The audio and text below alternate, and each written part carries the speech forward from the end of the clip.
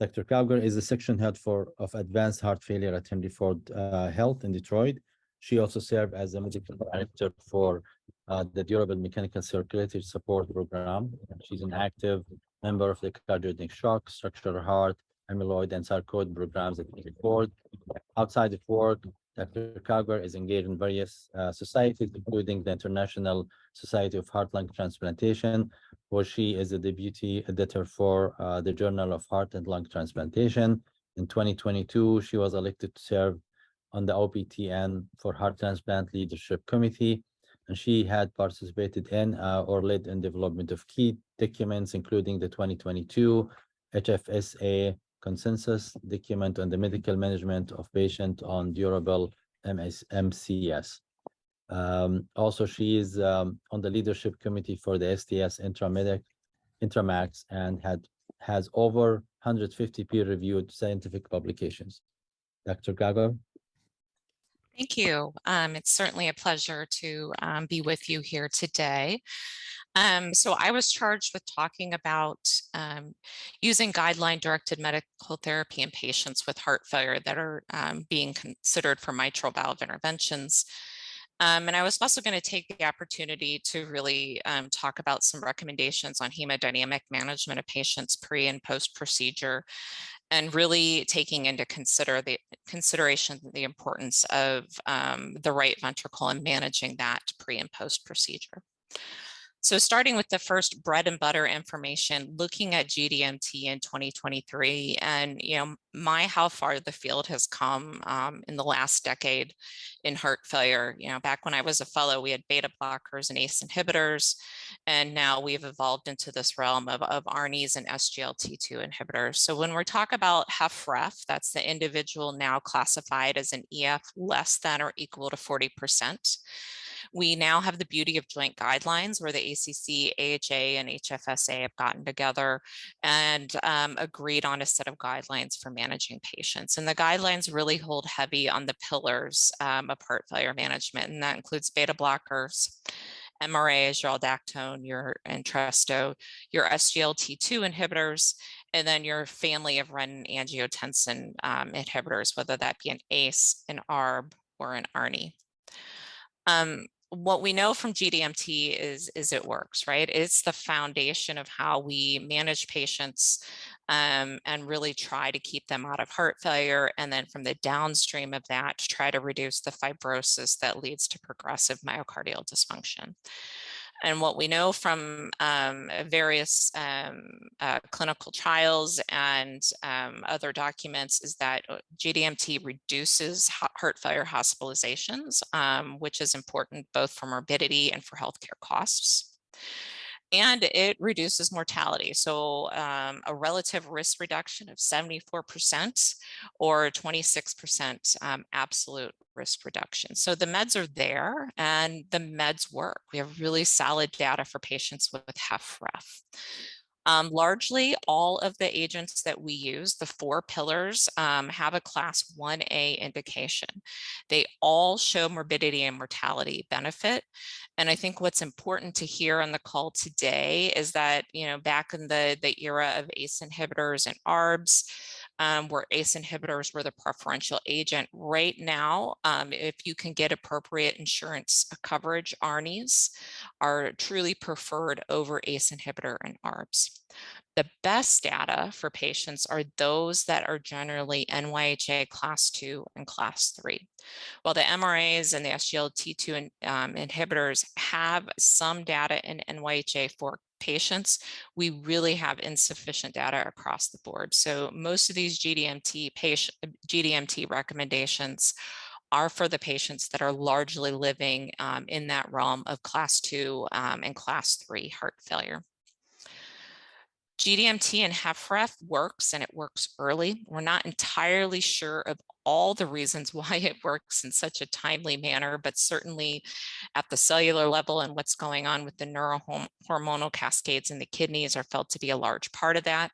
You see an abrupt and a very quick change in BNP levels, looking at the NT-proBNP and Pioneer HF there on the left, within just a couple weeks of randomization, you see drops from baseline in NT-BNP. And then if you follow this forward and you look at, those hard outcomes, looking at mortality or first admission for heart failure, the Emperor Reduce is on the right, and that's looking at empagliflozin and patients admitted for heart failure. You see those curves separating at 90 days and really maintaining that separation out. So this is why when we say getting patients on GDMT, we want them on all the GDMT early. And by early, when it comes to mitral interventions, I really do think that that means that GDMT should be on board beforehand.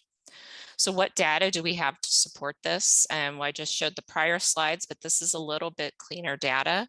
If you look at the patients on no medications, which is the blue line, certainly that's probably a biased population, right? Those patients are sick. You probably can't get them on any meds. Perhaps they're on inotropes. But if you compare the monotherapy with the dual versus the triple heart failure therapy, you see successive improvements in outcome with utilization of dual to triple therapy. If you say, oh, but we'll get them on their meds. Let's just get the beta blocker and ACE inhibitor on, and we'll get them out of the hospital, and we can tune them up further with adding aldactone or adding empagliflozin. The problem is, in study after study after study, is we see no dose escalation after discharge. And in fact, in this analysis, 46% of patients had no dose escalation in the year following discharge. If we look at the actual MitraClip data and some of the mitral interventions data, again, this is a symptomatic heart failure population, mean EF 31%. This is baseline GDMT. Largely, almost all of these patients should have been on an ACE inhibitor, but only 72 to 63% were on an ACE inhibitor going into the procedure. 50%, so flip of a coin, were on a mineral corticoid antagonist. This is definitely pre-era, prior to SGLT2.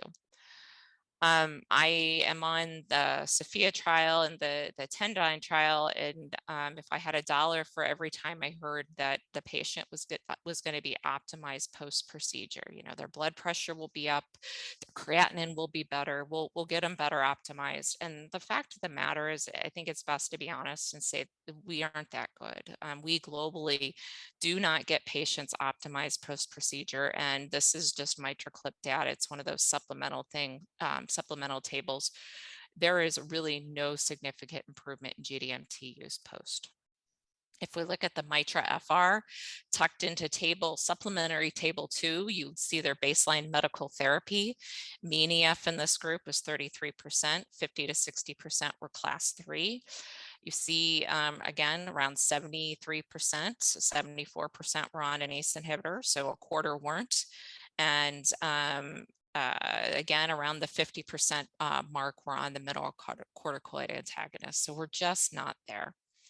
However you choose to get there, your team to get them on the 4 pillars is fine. Whether you want to do mostly beta blocker and an SGLT2 and little amounts of ACE inhibitor, MRA, fine. If you want to flip that around and maximize your ARNI and your SGLT2 and minimize your beta blocker because you're worried about impact on RV or what have you, that's fine.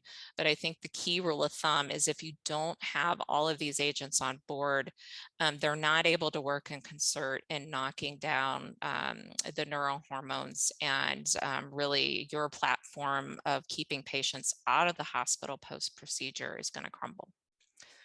The next group of patients is the heart failure with mid-range ejection fraction. That's the 41 to 49%, and the HFpEFs. Those are patients over 50%. This group of patients, by and far, even though their ejection fraction may not be as low as the HFrEFs, if you look at the top left, the all-cause mortality, while there is, quote, statistically significant difference, I think clinically those lines aren't really separated that far. So their outcomes are largely similar in terms of outcomes according to EF. If you look at the guideline recommendations from the joint societies on the mid-range EF, I think we have to be honest and say that we don't have strong guidelines, mainly because we just if you will, invented this term of mid-range EF within the last 5 years or so. So we don't have dedicated clinical trials looking at this population. The strongest data that the ACC and AHA give are for your SGLT2 inhibitors, because these are more contemporary trials, and they did target enrollment of these mid-range EF patients. As far as the ACE inhibitors, the ARNIs, the MRAs, they're given a class 2B recommendation. And then you have our poor HFpEFs, and these are everybody's hardest patient to manage. Some of them we're not even sure if they're short of breath because of heart failure or due to other etiologies. We do not have strong mortality data in this population. The best data we have is, albeit at most minimally impressive, is from the SGLT2 inhibitors, and that's given a 2A recommendation. The rest have just shown morbidity benefit in terms of reduced heart failure readmissions with ARNIs and ARBs. Importantly here, beta blockers, there are actually signs of late that excessive beta blockade in patients with HFpEF is actually potentially going to increase your readmissions and worsen outcomes. So what about assessing the patient pre-op and post-op? And as a heart failure specialist, we love our pressure volume loops because it helps us understand what's going on in terms of the interaction of afterload and preload of the ventricle. And I think what's most important is just looking at that wimpy right ventricular pressure volume loop. The RV is a very high compliance state. It can handle volume. And by just a little diuresis, it tends to perk up, but it absolutely does not handle pressure overload well. It wasn't designed for it. So as we think about the interactions between the LV and the RV, I think it's important to acknowledge that most of the patients that you're doing your mitral interventions on are going to have some degree of RV dysfunction, whether it's clinical or subclinical. It's there because they've lived with MR. They probably have some degree of pulmonary hypertension. And as you can see from this slide on the left side, the trickiest patients are those patients with elevated pulmonary vascular resistance that have concomitant RV dysfunctions, because they are the most decompensated patients with the least contractility, living on the highest volume status. So if we kind of conceptualize what's going on in a simplistic level, if you take your patients in pre-procedure and they have a wedge pressure of 30, and you fix their mitral valve and you're improving cardiac output, right? So their cardiac output increases, that blood flow has to go somewhere, right? So it goes to the right side, and now your right atrial pressure has gone up. And what the heart failure literature is showing time and time again is that if we don't take into account everything that's going on the right side, we're really setting ourselves up for failure, because of the tight relation between the right ventricle and the kidneys and the renal venous hypertension. You get into a state of worsening renal function, diuretic resistance, poor absorption of your GDMT, right? So the gut stops absorbing their entresto and their empagliflozin. And actually, in the setting of cardiorenal syndrome, basically you're just seeing a marked escalation of your neurohormones. So those medications that you're giving are probably being saturated by excessive renin-angiotensin system stimulation. So in the acute setting, we know that the right ventricle does not tolerate pressure overload well. It wasn't built for it. The wall stress acutely goes up. And that's really not the patient population that we're dealing with, right? That's largely the acute PE population. Most of our patients have had some degree of time to compensate, to remodel, and to be able to handle the increased afterload from the pulmonary hypertension. The problem being is that Starling curve, just as happens on the left, it happens even sooner on the right, and the right ventricle really wasn't built with either the capillary density or the muscular structure to handle even worse changes in RV afterload. So at some point, that right ventricle that has had adaptive remodeling, meaning it has developed RVH and has learned to withstand the increased pulmonary afterload in the setting of pulmonary hypertension, there is a point of no return where you have maladaptive remodeling. The RV EDP goes up, so that's the purple pressure volume loop. Contractility goes down, and as you can see, the stroke volume decreases, and now you're in a state of RV dysfunction. The other thing I think that we miss in probably managing patients is understanding the difference in contractility between the right and the left ventricle. This is one of my favorite papers out there that's in a surgical journal, that in that A box there, you can see the LV and you can visualize there how the RV from the apex can ring like a wet rag up to the base, right? But that's not what is going on the right side. The right side doesn't have that same contractile pattern.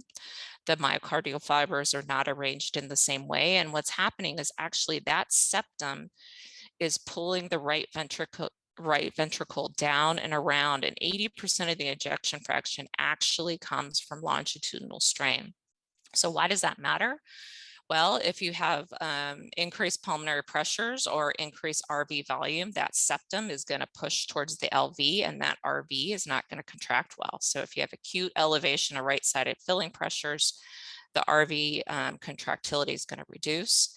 And sometimes in some of the trials, I hear, well, we don't want to have outflow obstruction, so we're going to consider doing a septal ablation to reduce LV outflow obstruction, so we can get this valve in there, for example, the Tendyne, to improve outcomes. But we got to think that if the septum isn't able to contract, what impact can this have on RV function? What we know in patients undergoing valvular interventions, whether they're mitral or tricuspid, an RV that doesn't work in the pre-op setting tends to portend worst outcomes, both all-cause mortality and heart failure readmissions. And in fact, RVs that do not show improvement in function in the post-procedure setting tend to identify a group of patients that are higher risk for adverse outcomes.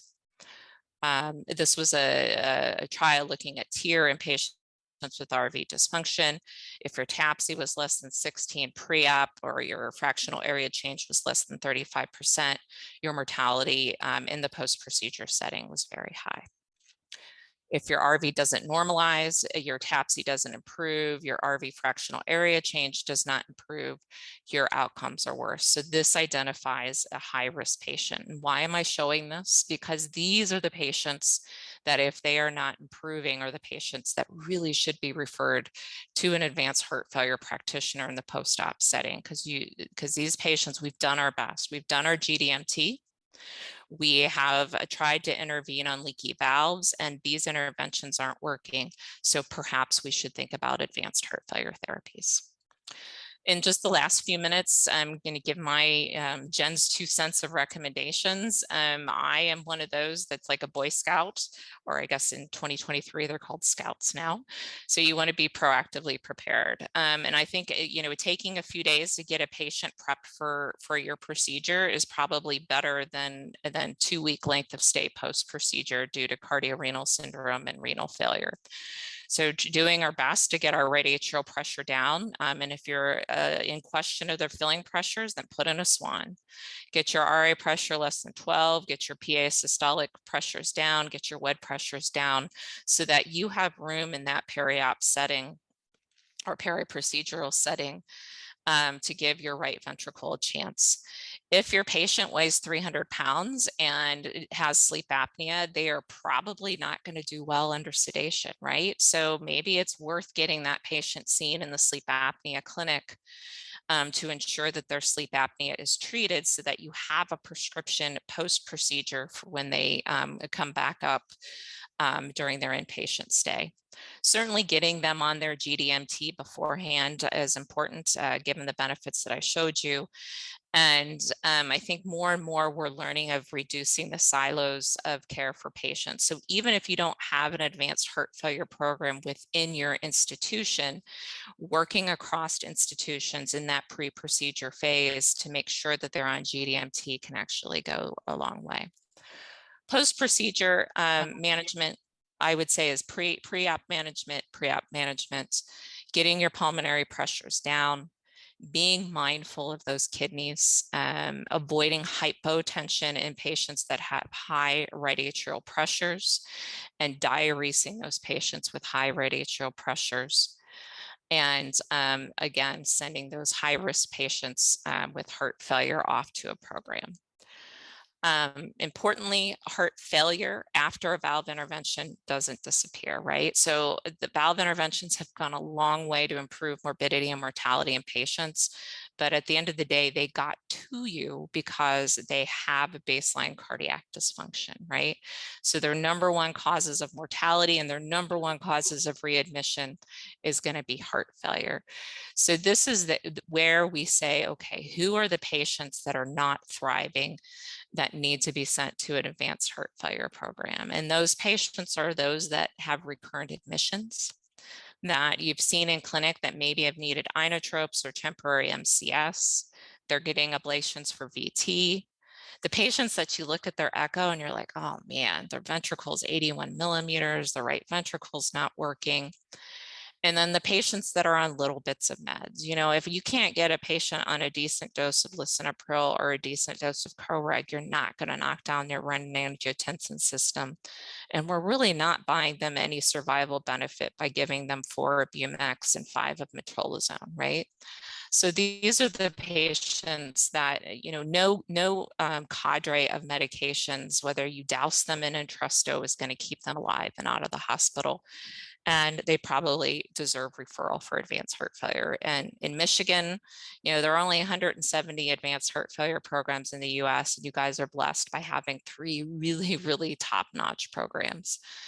And then referral is now a class 1 indication for patients with severe heart failure and recalcitrant syndromes or symptoms. And the recommendation is really to just work across hospitals, work within your subspecialties to identify those high-risk patients. So that is my GDMT and heart failure management discussion in brief.